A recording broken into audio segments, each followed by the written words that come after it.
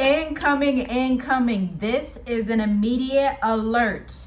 Because of the current circumstances and strange occurrences surrounding the assassination of Charlie Kirk, America may currently be on the brink of civil unrest. Think Civil War II. And before you scroll past, let's go ahead and put this into historical and current modern day context so we can see what's actually happening here. And we can predict pretty fairly what's going to happen next based on past historical events that have happened in both America and Europe. Because on this channel, we talk about the fall of Western powers and the rise of Africa and Asia, of course, the Middle East as well, but mostly with a focus on Africa. We have been abroad for over 5 years and we have not returned to America. We knew the moment that we left Ohio that we would not want to return. We knew this right off the bat, and so we planned strategically to stay outside of the West. And I am so thankful by the grace of Yah that we did, because the things that are about to transpire in the West, not only in America, but the things that are happening in France right now with these protests in the UK, there is a type of collapse coming that has not been seen for decades, maybe over 100 years plus. And we're gonna get into it in this video. It is literally no secret that America has been polarized since its inception in 1776.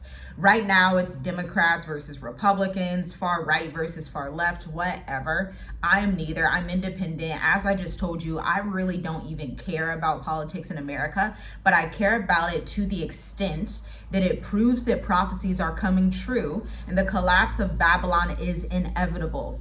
But there's something beautiful about history. There's this verse in Torah, in Deuteronomy, that says, "Ask the forefathers and they shall tell you what's going to happen." Meaning, look for historical events, look for historical ties to understand what can possibly happen in the future. And I want to bring this to World War I. The reason being is because during World War I, just at the start, somebody who is named, this guy was assassinated, okay? Archduke Franz Ferdinand was assassinated in 1914. Okay, now it's 2025. Charlie Kirk was assassinated.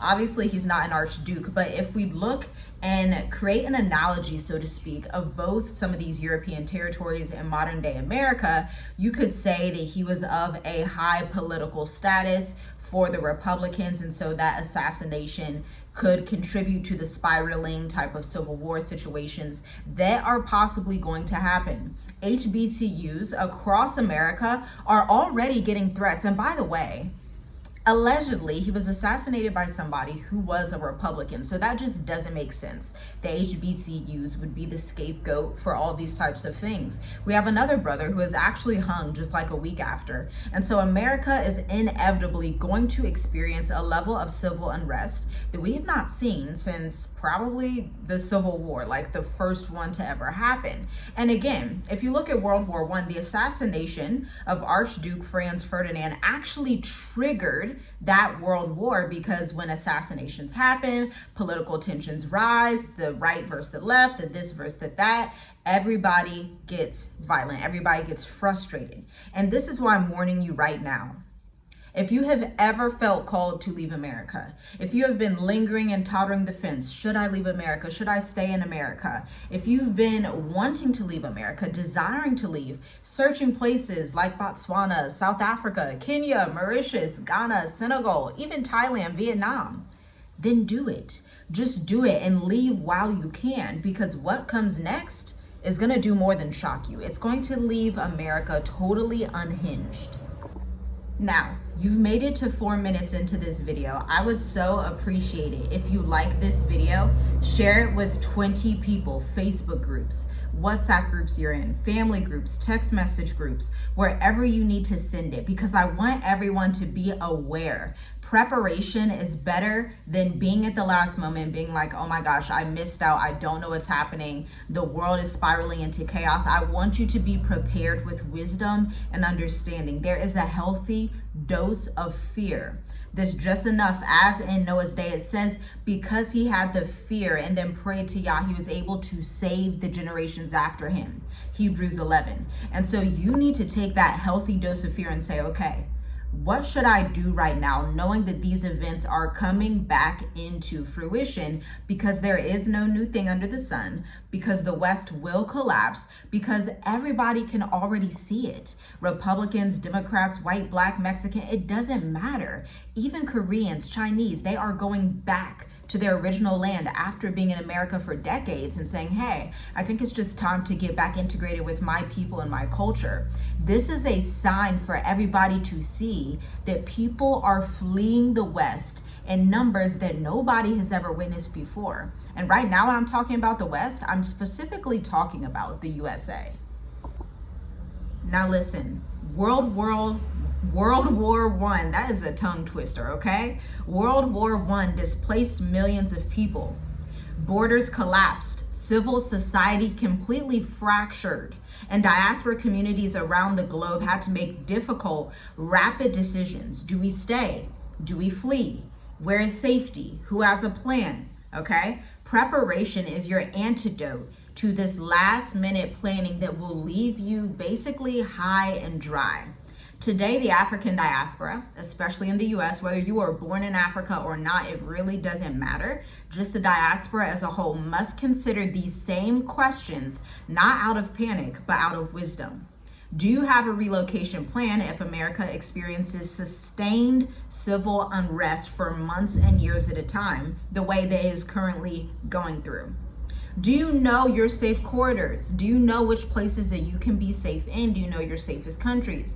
This is exactly why we host our intensive, The State of the Diaspora. We just finished the 14th edition. It will return around 2026. Right now, the only way to get our programs and courses is to book a one-to-one session with my husband. Are you building relationships across borders so that you have networks? Do you have networks in Ghana, in South Africa, in Tanzania, in Thailand? Do you have networks that are possibly in Dubai? Do you have people that you can speak to, that you can message real quick and say, hey, what's going on your side of the world? How are things looking? What are the residence processes looking like over there? Is it pretty calm over there? Is there turmoil over there? What's going on? This is how we need to think in 2025 and beyond, when civil unrest is coming mostly to Western society, but it will impact different parts of the globe. Modern relocation is not just about finding the best remote job and finding the cheapest place to live.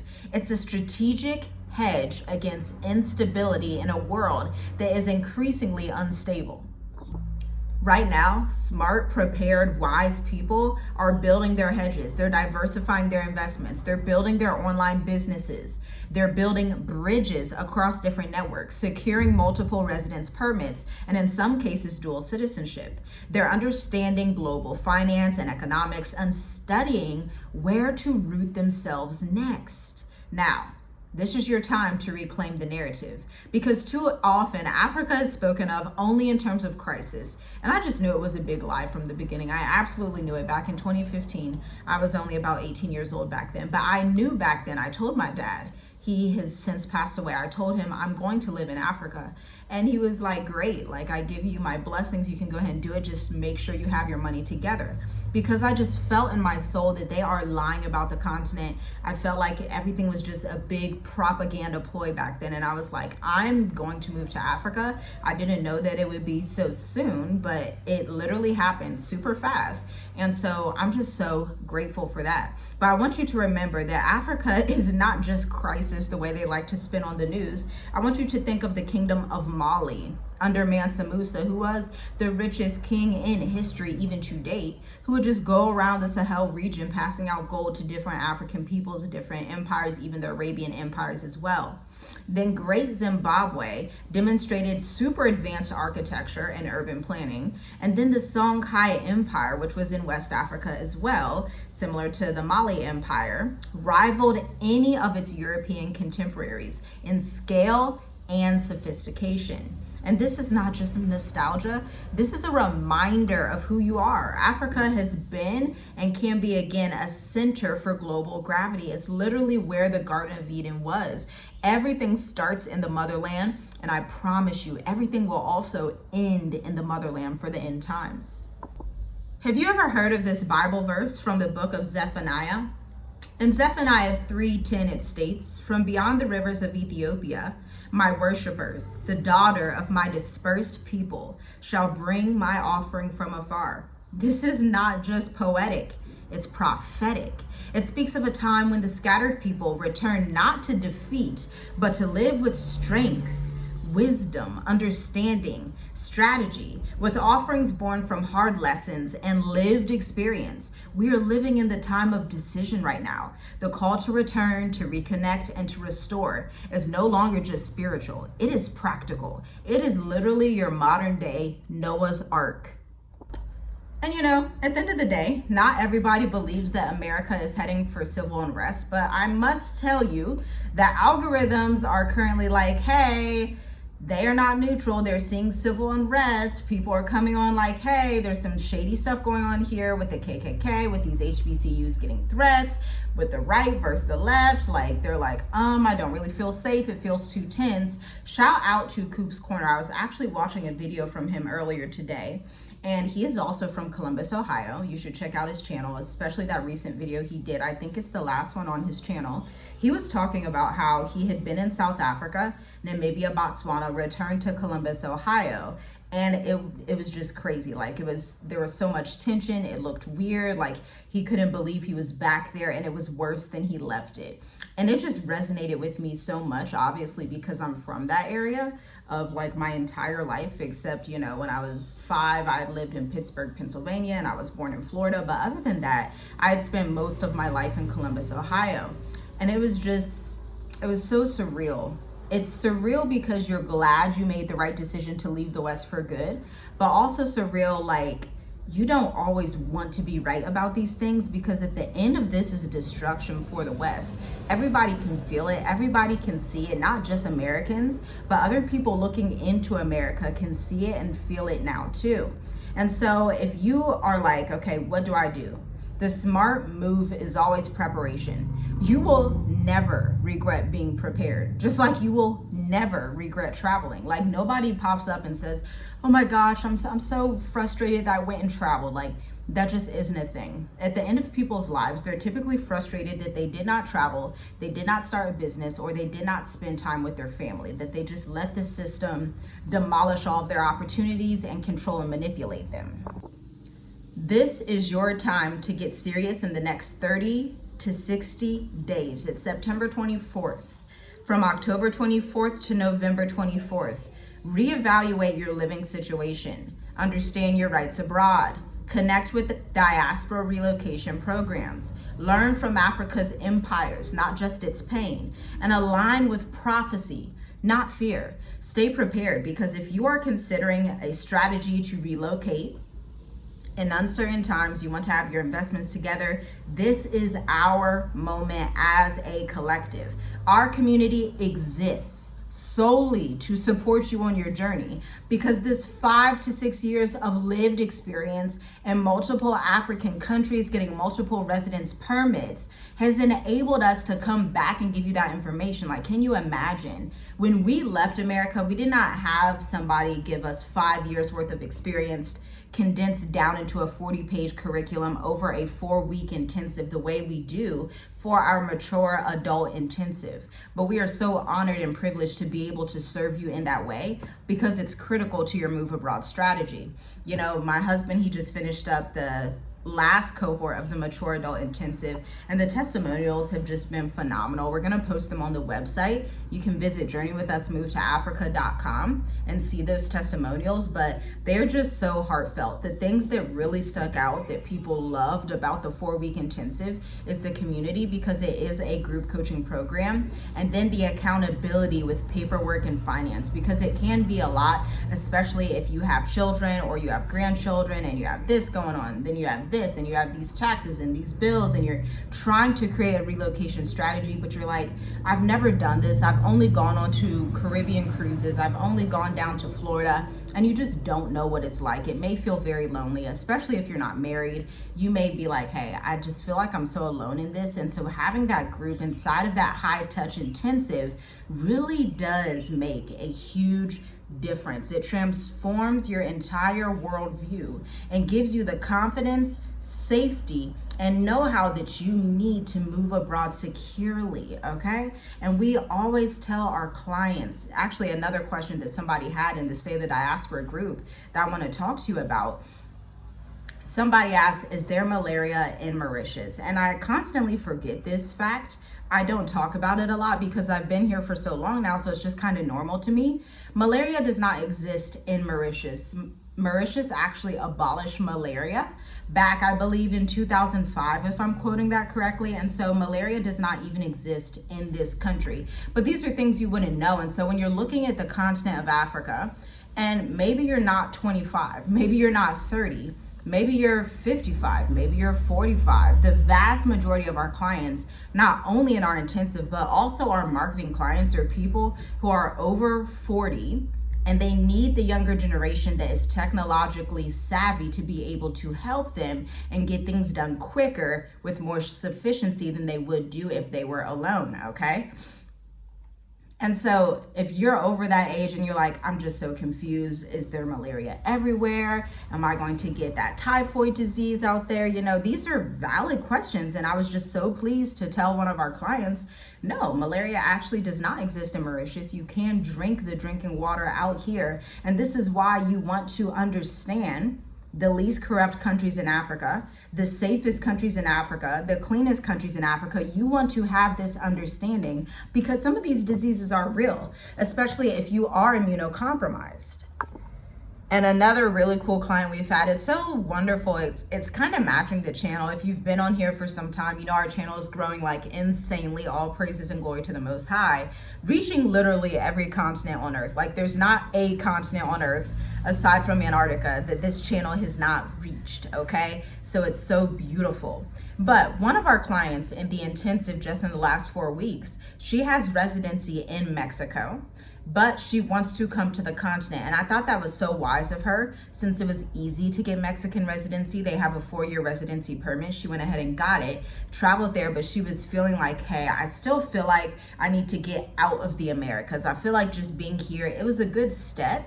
It's movement, of course. She's not staying stagnant, but at the same time, she's like, I really want to be on the continent, but I want to be somewhere safe, secure, where I'm not going to have a lot of problems, because at the end of the day, the continent of Africa is vast and there are different things that you may encounter at different times. Policies change, immigration reforms happen, political uprisings happen. You have to be aware of these things. And the only way that you can truly be actually aware without media propaganda is lived experience, and to gain that lived experience that you otherwise would never, ever, ever have access to from someone who has lived it 5 years plus and has a family and has multiple businesses throughout the continent that have gotten approved for residence permits. That's key. That's actually another topic we've been talking about in the groups that we're in, like the State of the Diaspora, where people also don't understand which healthcare premiums they should get to get a residence permit. Understand that not all healthcare, international healthcare, is created equal. We suggest that our clients go the exact route that we tell them, because these are the things that have been shown to get approvals for our family and for others, okay? And this is why when you come into a space like that, when you're in an intensive, when you're learning from someone where you're getting this mentorship and getting their lived experience, you want to follow what they say step by step, or you will risk losing out and actually not getting your permit. You may be denied because you did it a different way, or because you thought, well, I could do it this other way, and it's like, actually you can't. You'll be denied because that's not the functional way that this government wants you to do it. These are things you have to take into consideration. Coming from someone who has seen it happen, the difference between people who take what we say step by step and still travel Africa, still live in Africa, have their residence permits, have their digital nomad visa, travel around the world, versus those who inevitably end up back in America, it's usually because they didn't take the instructions word for word. And so they wanted to take their own detour, and they wind up back in the States, because you will get denied if you do not follow the instructions word for word. Okay, so that was just like a little spiel. I had to go on that rant because that's kind of like a disclaimer that you should be aware of if you are relocating. If you're seeing what's happening with this new civil unrest and you think World War III is coming up, this chaotic times are not the time to be like, okay, I'm not going to be obedient to the path and the instructions that are in front of me, because at the end of the day, the only person that really loses out is you when the rest of the people actually follow instructions, okay? And the question is not if change is coming, but it's whether you are prepared for it. Shalom, shalom. I'll see you in the next video. Stay safe. If you're in America, maybe try to stockpile and kind of have your maneuvers, like which airports you'll use to get out. Maybe you could fly to Mexico first, or to the Caribbean, and then take a direct flight to West Africa. Have your maneuvers ready. And we are available for you at the link in the description. Visit our website, subscribe to members only, watch the Mauritius Africa playlist on our channel, because we have so much advice for you that you will not find anywhere else on the internet. Shalom, shalom. I'll see you next time.